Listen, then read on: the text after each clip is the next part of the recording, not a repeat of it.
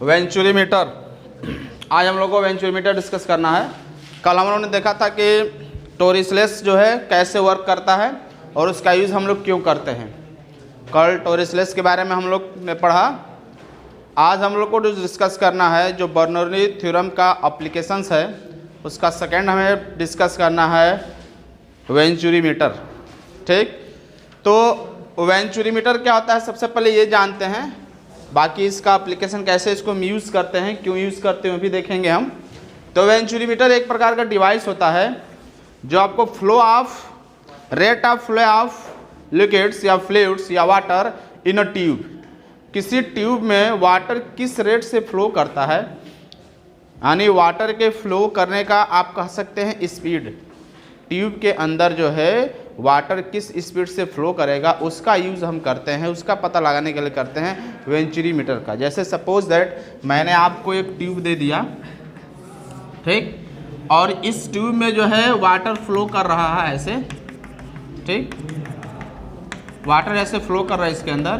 तो आप किसी पर्टिकुलर पॉइंट पर उस वाटर का स्पीड कितना होगा ये हम फाइंड करते हैं किससे, वेंचुरीमीटर से। इसका क्रॉस सेक्शन एरिया तो हम आसानी से फाइंड कर सकते हैं, बाहर से ही फाइंड कर लेंगे क्रॉस सेक्शन एरिया इसका कितना होगा, बट इसके अंदर वाटर जो फ्लो कर रहा है उसका स्पीड कितना है, अगर ये मुझे फाइंड करना हो तो हम क्या यूज़ करते हैं, वेंचुरीमीटर। कह सकते हैं कि वेंचुरीमीटर का जो यूज़ है rate of flow of liquids in a tube, तो हम लिख सकते हैं यहाँ पर rate of flow of fluid liquids, क्योंकि कॉमन जो लिक्विड्स हम लोग के चारों तरफ जो यूज़ करते हैं क्या होता है, वाटर होता है। तो वाटर क्या हो जाएगा इन अ ट्यूब, ट्यूब में यहाँ पे भी कह सकते हैं क्या, स्पीड ऑफ फ्लूइड्स, फ्लूइड्स के स्पीड अगर मुझे फाइंड करना हो तो हम वेंचुरीमीटर का यूज़ करते हैं।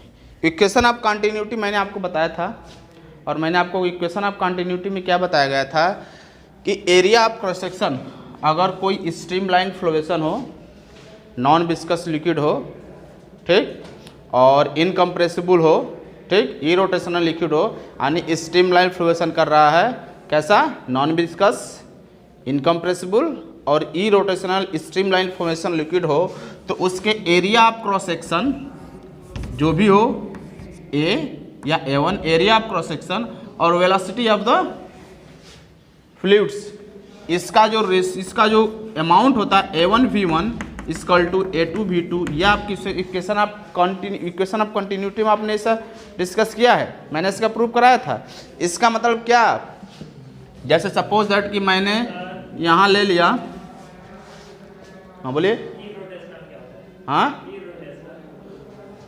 मैंने आपको डिस्कस किया था इरोटेशनल में कि जैसे सपोज दैट कोई लिक्विड इधर से फ्लो कर रहा है, इधर से वाटर फ्लो कर रहा है, और आप इसके पाथ में एक छोटा सा कोई स्टोन या कोई ऑब्जेक्ट आप रख देंगे, तो अब लिक्विड्स क्या होगा, यहाँ से कुछ इस तरह मोशन करता हुआ जाएगा, ऐसे जाएगा ना, मोशन करता हुआ ऐसे मूव करता हुआ जाएगा, ठीक, यानी या फिर आप कभी कभी देखते हैं कि किसी पॉन्ड्स में या कि तालाब में या किसी जहाँ नदी फ्लो करता है, वाटर जहाँ फ्लो, वहाँ आप जाते हैं तो देखते हैं कि कहीं का वाटर इस तरह स्ट्रेट लाइन मोशन करता है, कहीं पर वाटर ऐसे गोल गोल गोल गोल घूमता है।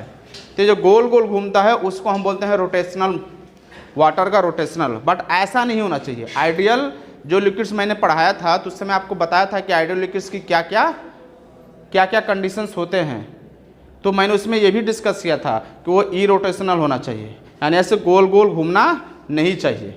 ये तो टर्बुलेंट में आ जाएगा कि टर्बुलेंट है, इस तरह रखेंगे तो चला जाएगा तो क्या होगा, टर्बुलेंट होगा। तो उसमें भी वही होगा, इरेशनल में क्या होगा, ऐसे गोल को, मतलब ऐसा ही नहीं जो स्ट्रीमलाइन फ्लोवेशन करना चाहिए। बात समझ में आए, स्ट्रीमलाइन फ्लोवेशन मैंने क्या बताया था कि कोई लिक्विड्स अगर ऐसे मोशन कर रहा है तो इस पार्ट्स पे, इस पॉइंट पर अगर ये सपोज दैट कि यहाँ से ये लिक्विड्स जा रहा है, ऐसे लिक्विड्स मैंने जा रहा है, ऐसे मैंने ले लिया कुछ लिक्विड्स, अमाउंट ऑफ लिक्विड्स, और वो इस स्ट्रीमलाइन फ्लोवेशन में मोशन कर रहा है ऐसे, ठीक, तो इस पॉइंट से अगर ये पार्ट्स की जाएगा तो यहाँ पर इसकी वेलोसिटी का v1 हो, तो पीछे वाला भी अगर इस पॉइंट पे जाएगा तो उसकी वेलोसिटी कितनी होनी चाहिए, v1 ही होनी चाहिए। उसके पीछे वाला भी यहाँ से जाएगा तो उसकी वेलोसिटी कितनी होनी चाहिए, v1 ही होनी चाहिए। हाँ, भले अगर यहाँ आए तो वेलोसिटी बदल जाए, v2 हो जाए, तो अब इससे जितना जाएगा सबका V2 होगा, इससे जितना जाएगा सबका V1, और इस पॉइंट से जितने जाएंगे वह शर्त क्या होना चाहिए, वो सेम पाथ पर मोशन करते रहना चाहिए। ये स्ट्रीमलाइन होता है। इनकम्प्रेसिबल आप जानते ही हैं, ठीक ना, इसके बारे में मैंने डिस्कस किया है, आप देख सकते हैं यूट्यूब पे जाके वीडियो, ठीक। ये इक्वेशन ऑफ कॉन्टिन्यूटी क्या करता है, आप क्या बताता है कि amount of water, amount of water मतलब क्या है, अमाउंट अगर वाटर का अमाउंट निकालना हो तो हम कैसे निकालते हैं। जैसे मान लीजिए हमें पता करना हो कि इस क्रॉस सेक्शन एरिया से कितना वाटर पर सेकंड फ्लो कर रहा है, छोटा सा मैंने क्रॉस सेक्शन एरिया ले लिया, ठीक ना। तो हम क्या करेंगे, पहले इसका जो है एरिया निकालेंगे और देखेंगे कि इस एरिया से पास करने वाले लिक्विड्स का स्पीड कितना है, क्रॉस सेक्शन और स्पीड से मल्टीप्लाई कर देंगे तो अमाउंट ऑफ वाटर निकलेगा। समझा मैं क्या कर रहा हूँ, अगर मुझे क्या निकालना हो, अमाउंट मतलब कि क्वांटिटी ऑफ वाटर कह सकते हैं आप। अगर आपको निकालना हो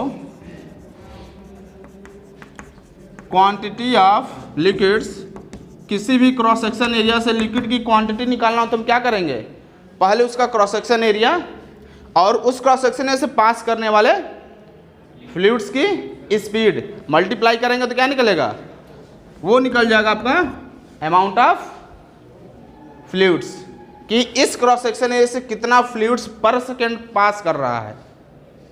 समझ में आ रहा है, किसी भी क्रॉस सेक्शन एरिया से अगर हमें पास करने वाले लिक्विड का क्वांटिटी निकालना हो तो हम क्या करेंगे, बोलिए,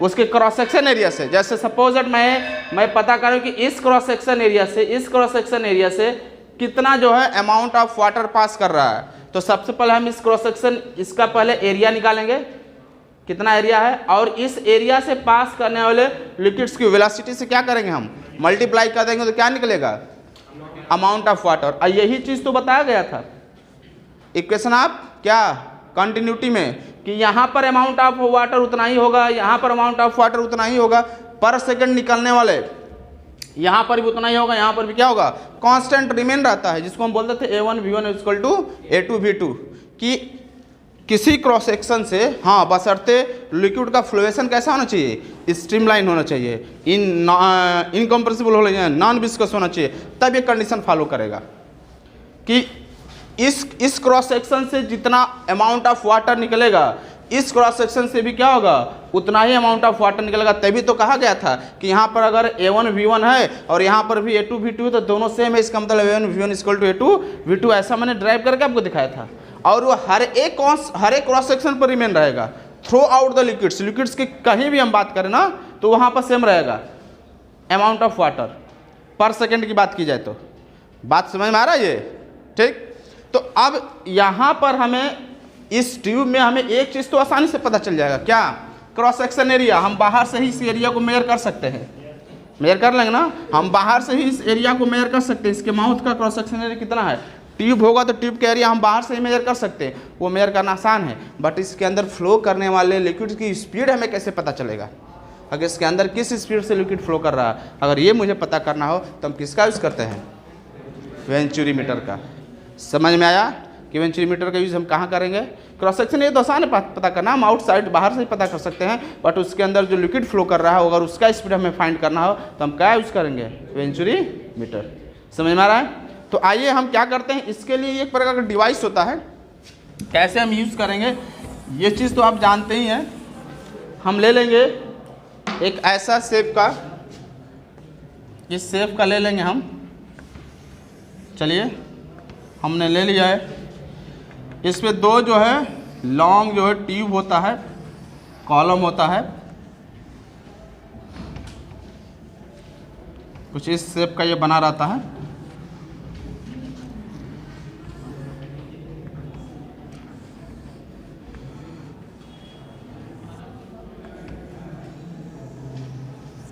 इस तरह का मैंने एक ले लिया,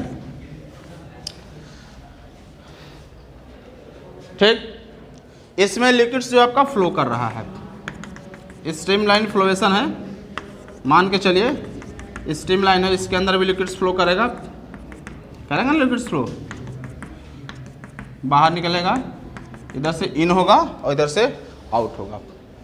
आपको मैंने बताया था इक्वेशन ऑफ कंटिन्यूटी से A1 V1 equal to A2 V2। इसको हम क्या लिखते थे, AV इक्वल टू कॉन्स्टेंट, और यहाँ से अगर हम बात करते हैं तो V is inversely proportional to A हो जाएगा। अगर एरिया मेरा कम होगा तो वेलोसिटी क्या होगा, ज़्यादा होगा। तो यहाँ पर एरिया ज़्यादा है कि यहाँ पर एरिया ज़्यादा है, इधर वाला एरिया ज़्यादा है, इधर वाला एरिया कम है। तो यहाँ पर अगर एरिया कम होगा तो वेलोसिटी क्या होगा, ज़्यादा। तो यहाँ पर क्या होगा, लार्जर वेलोसिटी कह सकते हैं, क्योंकि एरिया कम है। यहाँ पर एरिया ज़्यादा है तो वेलोसिटी कम, यानी इन सब एरिया में वेलोसिटी क्या होगा, कम होगा। और बर्नौली थ्योरम में मैंने आपको बताया था क्या, P plus half rho V square plus rho g H equal to constant. और मैंने बताया था कि अगर हॉरिजॉन्टल दोनों इंड का हॉरिजॉन्टल अगर सेम होगा तो ये वाला टर्म क्या होता है, मेरा वैनिश हो जाता है। तो आपको बच जाता है P plus half rho V square equal to constant.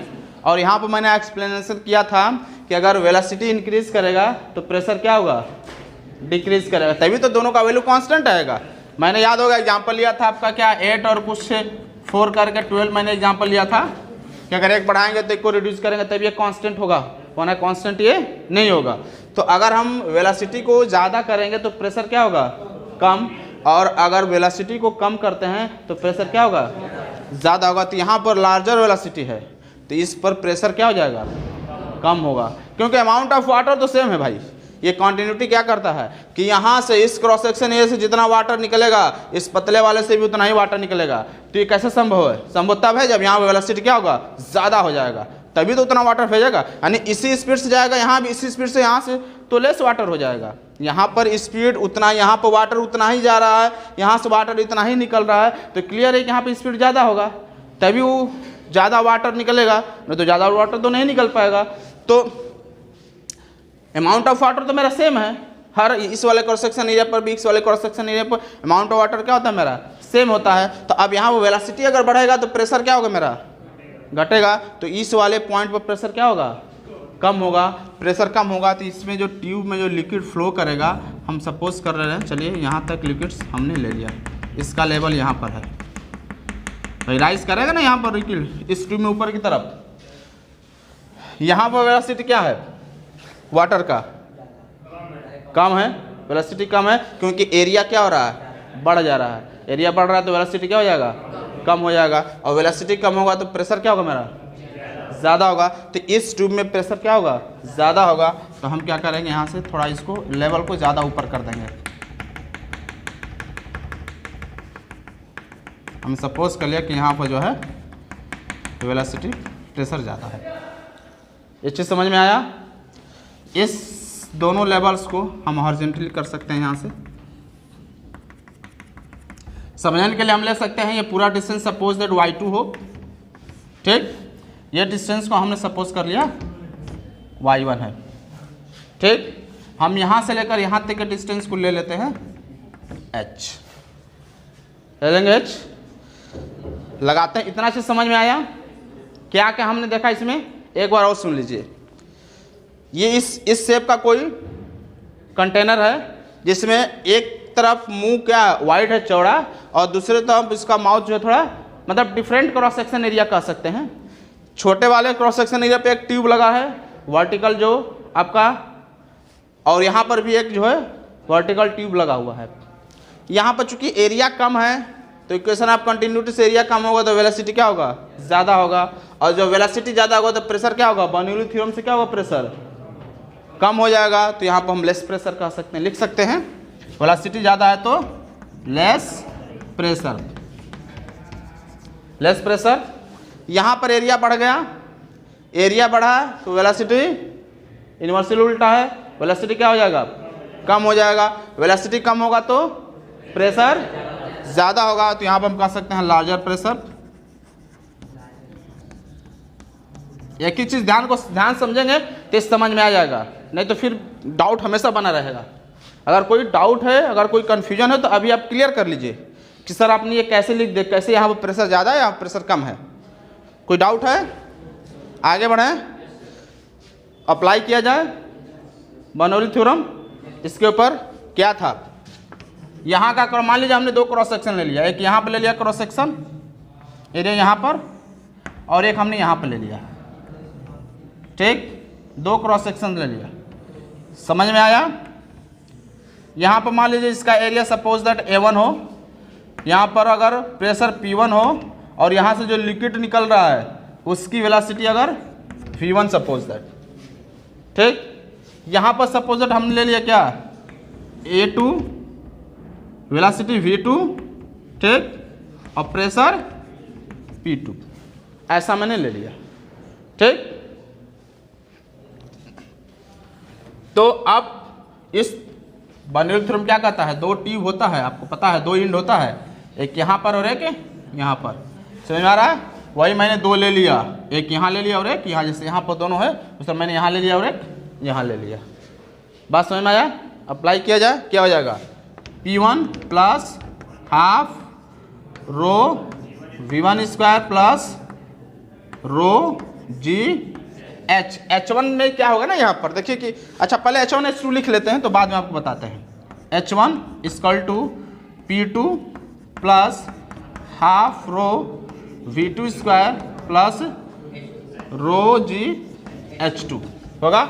अभी देखिए इसमें क्या था ना, बर्नौली थ्योरम लिया था, आपको याद होगा, मैंने कुछ इस तरह का स्ट्रीमलाइन फ्लोएशन बनाया था, ऐसे एक लेवल मैंने थोड़ा ऊपर लिया था और एक लेवल मैंने थोड़ा कम ले लिया था। यहाँ पर क्या दोनों सेम हॉरिजॉन्टल पर है, सेम हॉरिजॉन्टल पर है ना, तो H और H दोनों आपस क्या होगा, H1 H2 क्या होगा, इक्वल होगा, इक्वल होगा तो ये वाला टर्म क्या होगा, यहाँ से कैंसिल आउट हो जाएगा।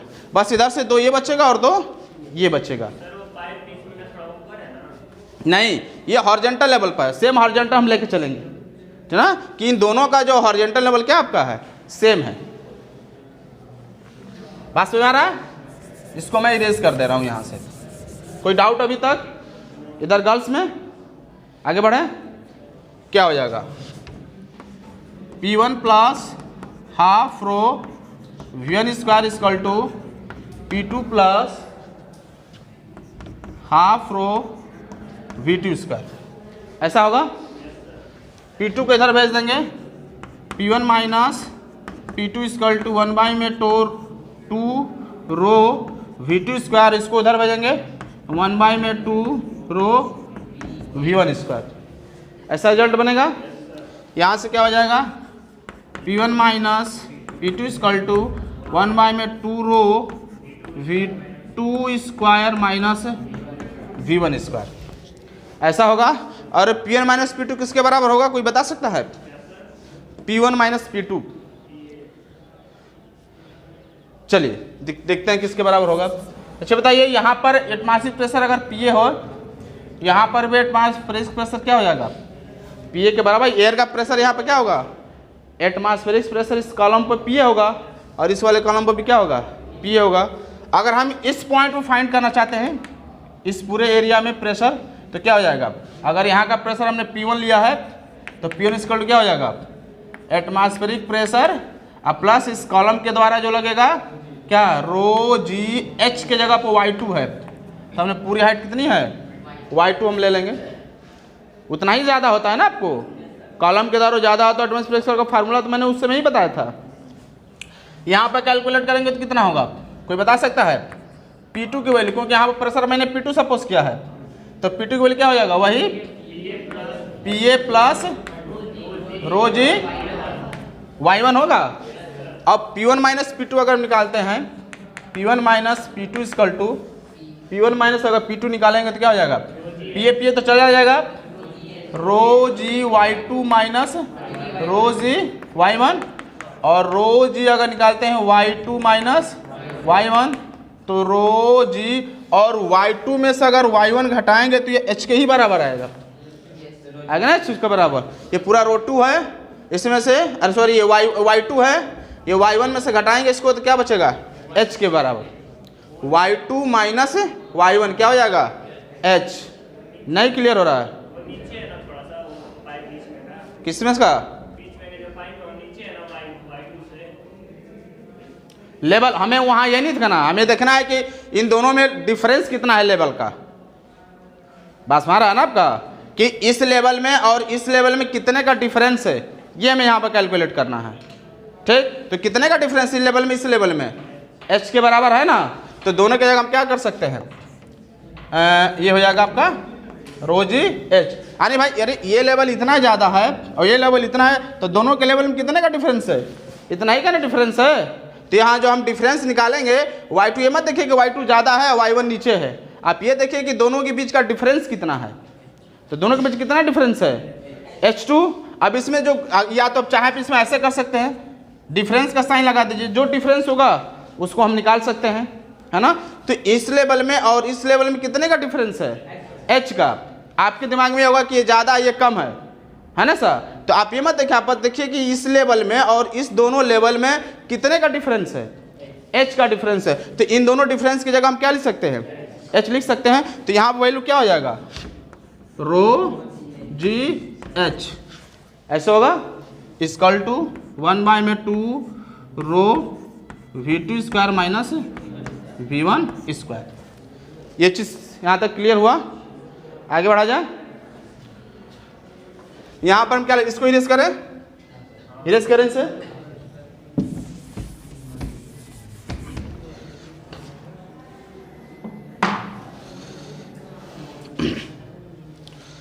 यहाँ से निकालते हैं v2 की वैल्यू क्या हो जाएगा यहाँ से।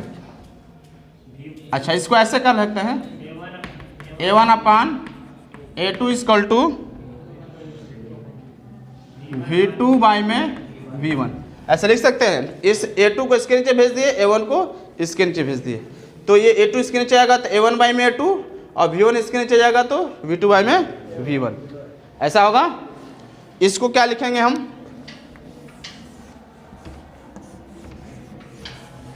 ये हो जाएगा rho g h equal to half rho, इसमें से v1 कॉमन लेंगे, v1 कॉमन लिया जाए।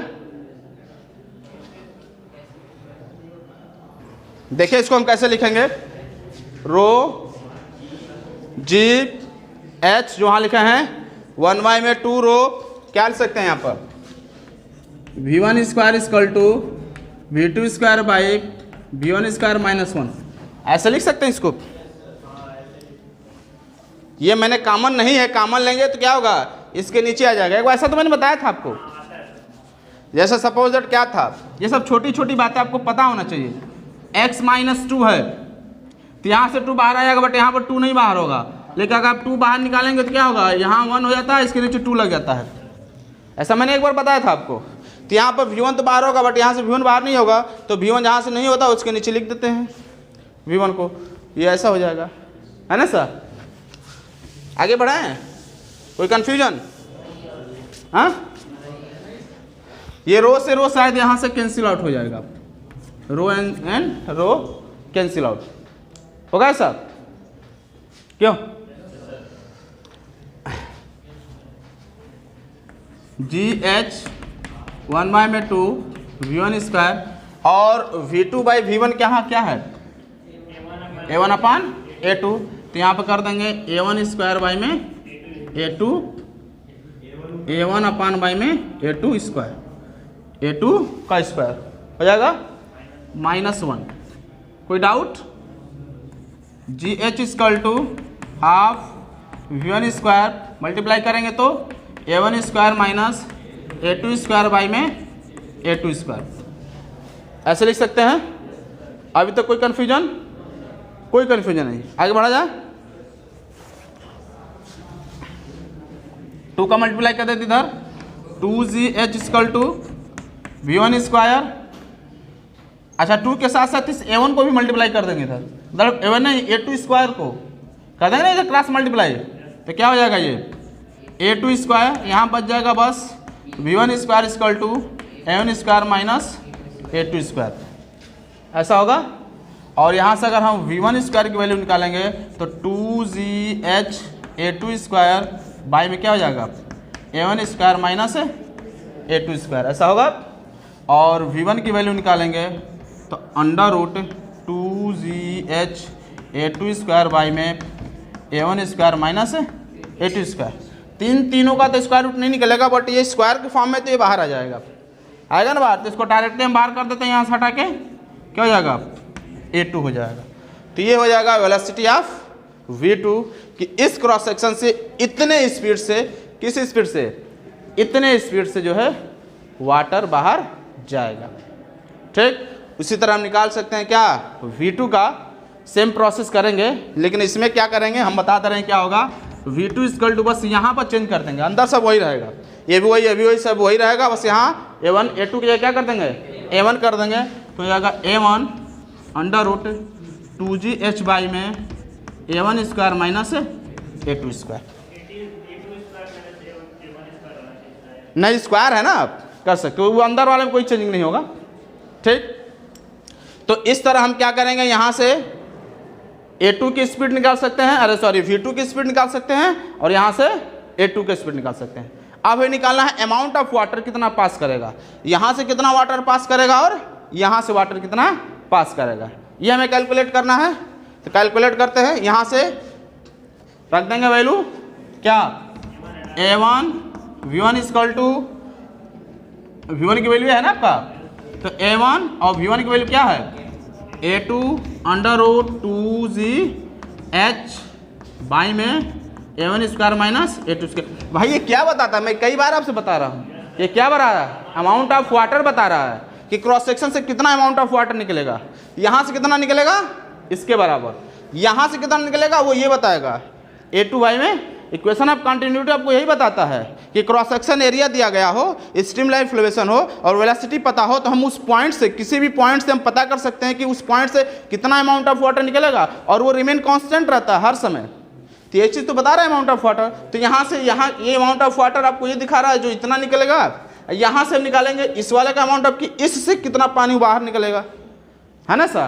तो क्या हो जाएगा ये A2 V2, तो A2 और V2 को भी क्या हो जाएगा, ये A1 under root 2GH by में A1 square minus A2 square, ये हम यहाँ से कैलकुलेट कर सकते हैं।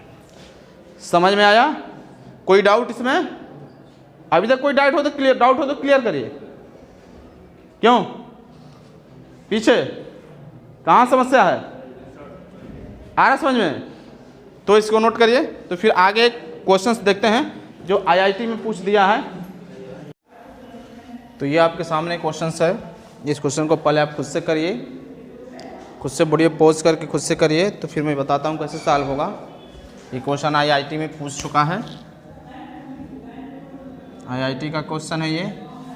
क्या कह रहा है question, a large open tank has 2 hole in the wall, one is a square of side L at depth y from the top and other is circular of radius r at depth 4y from the top. When the tank is completely filled with water, the quantity of water flowing per second from both holes are same, then the radius is equal to। आपको कह रहा है कि एक tank है, large tank है, इसमें 2 whole है, एक होल जो है स्क्वायर है, मान लीजिए मैंने यहाँ टॉप से जो है एक स्क्वायर होल बना दिया, जिसका साइड क्या है आपका, साइड दो दे रखा है L है, जो टॉप से y डिस्टेंस पर है, y डिस्टेंस पर है टॉप से। दूसरा होल कह रहा है, एक सर्कुलर है, यहाँ पर जो है सर्कुलर होल है जिसका रेडियस कितना है r है, जो टॉप से 4y डिस्टेंस पर है। डेप्थ कह रहा है, डेप्थ मीन्स गहराई, और दोनों से जो है same amount of water flow हो रहा है। तो आपको बता देना है कि रेडियस कितना होगा। कैलकुलेट करिए, तो फिर मैं बताता हूँ इसे। हो गया ऑप्शन आपने करेक्ट कर लिया। चलिए, तो कह रहा है कि दोनों होल से जो है सेम अमाउंट ऑफ वाटर बाहर निकल रहा है, इसका मतलब A1 V1 equal to A2 V2। ठीक, यहाँ पर उसकी वेलोसिटी अगर V1 हो, यहाँ पर इसकी वेलोसिटी अगर V2 हो, तो अमाउंट ऑफ वाटर से हम इक्वेशन ऑफ कंटिन्यूटी से जानते हैं कि अमाउंट ऑफ वाटर अगर सेम निकल रहा है तो इसका मतलब A1 V1 equal to A2 V2 होगा। हम सपोज कर रहे हैं कि इसका एरिया क्रॉस सेक्शन A1, इसका A2 है, इसमें जो स्पीड है V1 और यहाँ पर आपका V2 है। तो क्या हो जाएगा A1 V1 बाई में A2 V2। A1 मतलब इस स्क्वायर का एरिया, तो स्क्वायर साइड L है तो क्या हो जाएगा L स्क्वायर। और आपको पता है कि किसी भी एरिफिस से निकलने वाला वाटर का जो स्पीड होता है V √2GH होता है ना H। तो यहाँ पर इसके लिए H कितना है y के बराबर है और इसके लिए H कितना है 4y के बराबर है। तो हम V2 की जगह क्या कर सकते हैं 2GY = A2 की जगह पर एरिया सर्कुलर है तो पाई r स्क्वायर हो जाएगा एरिया इसका। और V2 की जगह क्या कर सकते हैं √2G4y। ठीक, तो L स्क्वायर = क्या हो जाएगा L = 2GY = 4 पाई स्क्वायर। यहाँ से अगर 4 का स्क्वायर रूट निकलेगा 2 हो जाएगा 2GY। तो 2GY से 2GY चला जाएगा यहाँ से। ठीक, बच जाएगा L स्क्वायर = 2 पाई r स्क्वायर। चूँकि हमसे r पूछ रहा है तो r की वैल्यू अगर हम निकालते हैं यहाँ पर, यहाँ लिख देते हैं r की वैल्यू, तो r स्क्वायर क्या हो जाएगा, ये दोनों इसके नीचे चला जाएगा L स्क्वायर बाई में 2 पाई। तो r = कितना हो जाएगा L बाई में √2 पाई। तो इस तरफ देख रहे हैं रेडियस कौन सा ऑप्शन सही हो जाएगा, थर्ड वाला ऑप्शन क्या होगा इसका करेक्ट आंसर होगा। ओके, बर्नौली थ्योरम हम लोग ने देखा और इसके बाद हम लोग ने देखा था टोरिसलेस क्या होता है, फिर वेंचुरी मीटर हम लोग ने देखा कैसे वर्क करता है। किसी ट्यूब के अंदर जो है, किसी ट्यूब के अंदर अगर वाटर फ्लो कर रहा है, लिक्विड्स फ्लो कर रहा है, तो फ्लूइड्स की वेलोसिटी हम जो है उस डिवाइस से यूज़ कर सकते हैं। ठीक ना, वेंचुरी मीटर जो हम लोगों ने कल डिस्कस किया था। आज जो है हम लोग बर्नौली थ्योरम पर कुछ ऐसे एप्लीकेशंस हैं जो बर्नौली थ्योरम के या बर्नौली प्रिंसिपल पर बेस्ड है, तो उसको हम देख लेते हैं।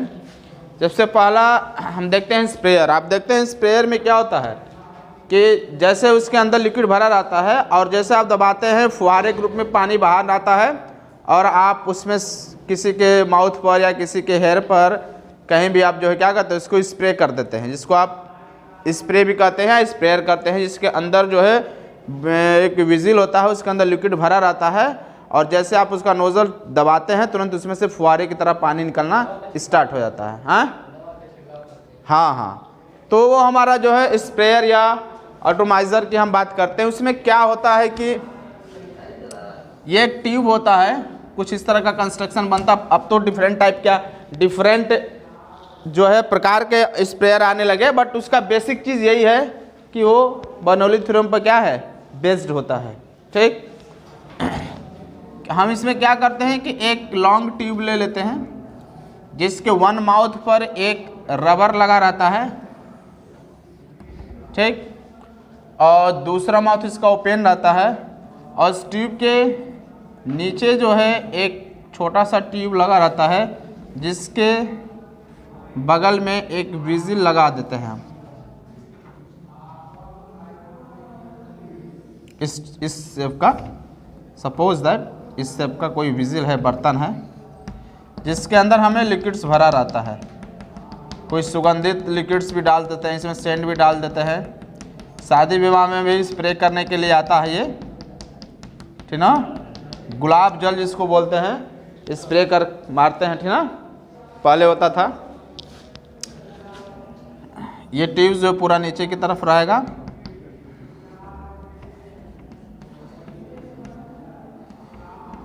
ठीक। यहाँ पर प्रेशर सपोज दैट P हो, ये पॉइंट A है, ये पॉइंट B है। यहाँ पर जो भी प्रेशर होगा एटमॉस्फेरिक प्रेशर होगा क्योंकि इसमें एयर जा रहा है। ठीक, इसके ऊपर भी क्या होगा एटमॉस्फेरिक प्रेशर होगा। हम क्या करते हैं, जैसे इधर के रबर को हम प्रेस करते हैं, इसके अंदर का एयर जो है तेजी के साथ बाहर निकलता है। ठीक, एयर जो है तेजी के साथ क्या करेगा, बाहर निकलेगा। तो जब इसमें से एयर बाहर निकलता है तो यहाँ पर एयर प्रेशर क्या होता है, कम हो जाता है। और इस लिक्विड कॉलम में एयर प्रेशर ज़्यादा होने के चलते लिक्विड्स क्या करता है, ऊपर फ्लो करता है। और जैसे लिक्विड ऊपर फ्लो करता है वो इधर के एयर के पार्ट्स के साथ कोलाइड करता है, कोलाइड करके छोटे छोटे पार्ट्स के लिए में क्या होता है, ब्रेक कर जाता है। और इस माउथ से जो है क्या होता है, स्प्रे के फॉर्म में, हल्के हल्के पार्टिकल के फॉर्म में क्या होता है, निकलना स्टार्ट हो जाता है।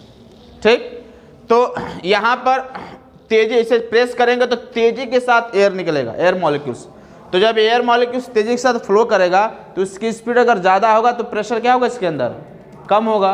और बर्नौली थ्योरम आपको क्या बताता है, P = 1 में रो V² = कांस्टेंट है ना, कि जो वेलोसिटी ज़्यादा होगा तो प्रेशर क्या होगा, कम होगा। तो इस लिक्विड ट्यूब में प्रेशर क्या होगा आपका, कम, और इस वाले में प्रेशर ज़्यादा। तो वाटर क्या करता है, ऊपर की तरफ राइज करता है और बाहर जो है स्प्रे के रूप में निकलना स्टार्ट हो जाता है। तो इस स्प्रेयर में कुछ इस तरह का कंस्ट्रक्शन होता है जो किस पे बेस्ड होता है, बर्नौली प्रिंसिपल पर बेस्ड है।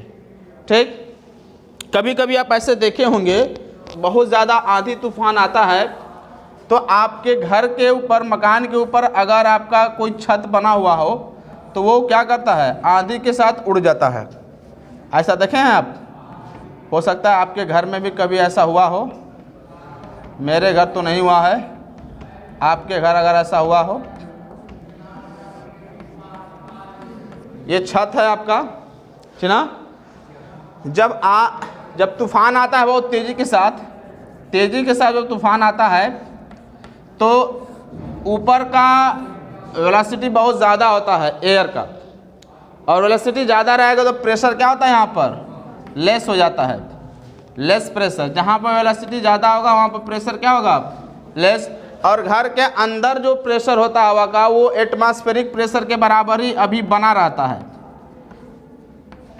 जैसे ये मकान है, इसके अंदर का प्रेशर क्या है, एटमॉस्फेरिक प्रेशर होगा, और बाहर से हवा आएगा तो हवा का स्पीड तेजी होने के चलते इसके छत का या ऊपर का रूफ का जो पार्ट है वहाँ के स्पीड ज़्यादा होने के चलते प्रेशर क्या होता है, कम।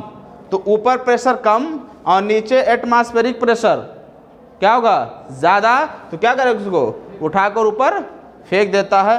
तो ये रीज़न होता है, प्रेशर डिफरेंस के चलते लिफ्टिंग फोर्स मिलता है और इसे भी उठा कर क्या करता है, ये बाहर फेंक देता है। बात समझ में आ रहा है। दूसरी केसेस हम कह सकते हैं, जैसे आप देखते हो कि जब आप क्रिकेट खेलते हैं और गेंद को जब थ्रो करता है बॉलर, गेंद को अगर स्विम कराते हुए, ठीक ना, तो जैसे सपोज दैट ये कोई बॉल हो, कोई बॉलर अगर इसे फेंक देता है स्विमिंग कराते हैं तो वो स्ट्रेट पाथ तो कवर करता है, साथ ही साथ वो ऐसे रोटेट करते हुए, स्विम करते हुए भी आगे बढ़ता है ना सर। तो इस केसेस में क्या होता है कि जब बॉल आगे की तरफ बढ़ता है तो अपने पीछे जगह खाली छोड़ता है, एयर मॉलिक्यूल्स को पुश करता हुआ आगे बढ़ता है। तो जब पुश करता हुआ आगे बढ़ता है तो पीछे के जगह को भरने के लिए सामने का जो एयर होता है वो बैक डायरेक्शन में मूव करना शुरू कर देता है।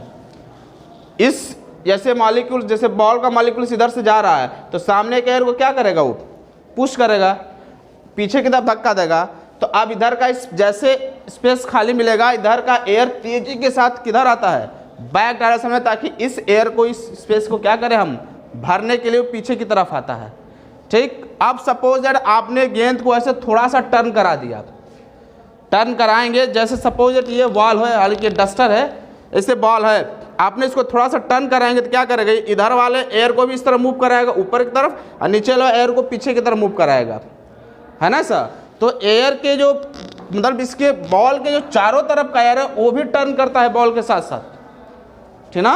तो ये इधर वाला जो एयर इस तरह मूव करेगा, इसके पीछे वाला जो एयर है वो इधर का तरफ मूव करेगा, यानी एयर मॉलिक्यूल्स की वेलोसिटी इधर, और इधर वाली जो नीचे वाला लोअर पार्ट होता है उसके साथ जो एयर होता है वो इस डायरेक्शन में मूव करता है, और ऊपर पार्ट्स में जो एयर होता है वो क्या करता है, उस डायरेक्शन। जैसे ये बॉल है ऐसे ऐसे रोटेट करेगा तो यहाँ का जो एयर है वो इस डायरेक्शन में जाएगा, और यहाँ का जो एयर है क्या होगा, इस डायरेक्शन में आएगा, क्योंकि गेंद ऐसे रोटेट कर रहा है ना भाई। तो अपने चारों तरफ के एयर को आगे की तरफ, पीछे वाले एयर को आगे की तरफ, और सामने वाले एयर को क्या करेगा, ऐसे पीछे की तरफ पुश करेगा, रोटेट कराएगा। तो अब यहाँ पर जो सामने वाला एयर था, अगर उसकी वेलोसिटी को हम v कहें, और ये जो अपने आसपास का जो एयर है उसकी वेलोसिटी को हम u कहें, तो ऊपर वाले पार्ट में इसकी वेलोसिटी और इसकी वेलोसिटी दोनों एक दूसरे के क्या होता है, अपोजिट हो जाता है। इन केसेस में क्या होता है कि जो इसके आसपास का एयर होता है उसकी वेलोसिटी u और इधर वाले वेलोसिटी को v करें तो दोनों सेम डायरेक्शन में हो जाता है। सेम डायरेक्शन में होने के चलते यहाँ पर जो है अगर हम निकालते हैं इन दोनों का नेट, तो ये v माइनस यू के बराबर हो जाएगा, क्योंकि दोनों क्या है एक दूसरे के अपोजिट डायरेक्शन में। सामने वाला इधर पुश कर रहा है और इसके चारों तरफ वाला उधर मूव कर रहा है, और यहाँ पर क्या होता है कि दोनों सेम डायरेक्शन में हो जाते हैं। तो अब यहाँ पर इसी दो चीज़ को हम सब्ट्रैक्ट कर रहे हैं, यहाँ पर इसी दो चीज़ को हम क्या कर रहे हैं, ऐड कर रहे हैं। तो यहाँ पर प्रेशर कम और यहाँ पर प्रेशर ज़्यादा होता है। तो जब प्रेशर कम ज़्यादा होता है तो गेंद भी क्या करता है, उसी डायरेक्शन में रोटेट करता हुआ आगे की तरफ बढ़ता है। इसीलिए जो हमारा गेंद होता है क्या होता है, स्विम करने लगता है। और स्विम जिसको हम बोलते हैं कि गेंद हमारा क्या है, जो स्पिनर्स होते हैं ना, स्पिन करता हुआ गेंद को फेंकते हैं, तो उसका रीज़न हम यहाँ पर ये दे सकते हैं।